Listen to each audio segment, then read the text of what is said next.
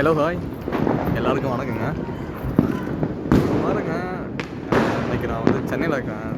So Chennai அப்படிங்கிறதுனால நான் வந்து ஒர்க் ஏரியா சென்னை அப்படிங்கிறதுனால சென்னை இருக்கேன். ஸோ நான் சின்ன பையனாக இருக்கும்போது இந்த தீபாவளி அப்படிங்கிற ஒரு பெரிய கிரேஸாக இருக்கும்.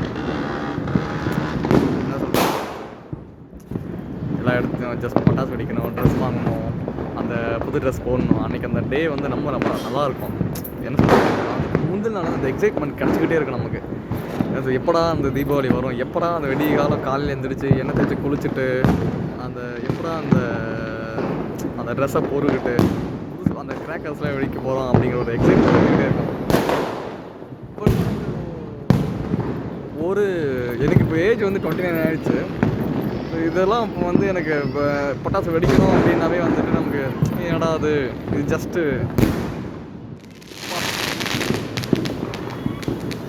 பட்டாசு தானே அப்படிங்கிற மாதிரி ஆகிடுச்சு. பட் அந்த ஏஜில் வந்து பார்த்தோம்னா என்ன சொல்கிறது, ரொம்ப எக்ஸைட்மெண்ட்டாக இருக்கும். பட் அந்த ஏஜ் தாண்டி வந்துட்டோமேன்னு சொல்லிட்டு இப்போ நான் ரொம்ப ஃபீல் பண்ணுறேன், மிஸ் பண்ணுறேன். இதுதான் மெச்சூரிட்டியான்னு தெரியலை. உங்களுக்கும் நீங்களும் இந்த மாதிரி ஒரு 28லேருந்து 30 வரலுக்கு ஏஜில் இருந்து இந்த மாதிரி ஒர்க் ஏரியா சென்னையில் வச்சுக்கிட்டு நேட்டிவ் ஒரு பக்கம் இருந்துட்டு நீங்களும் ஃபீல் பண்ணிங்கன்னா கண்டிப்பாக இந்த வீடியோ வந்துட்டு லைக் பண்ணுங்கள். உங்களுக்கும் ஏதாவது கமெண்ட் இருக்கும் மனசில் இருந்ததுனாக்கா ஜஸ்ட் கமெண்ட்டில் போடுங்க. நான் உங்களோட கமெண்ட்டை பார்த்து என் மனசை நான் தேர்த்திக்கிறேன். ஓகேங்க, சரிங்க. எல்லாத்துக்கும் ஹாப்பி தீபாவளி. ஜாலியாக என்ஜாய் பண்ணுங்கள், ரொம்ப சேஃபாக பண்ணுங்கள்.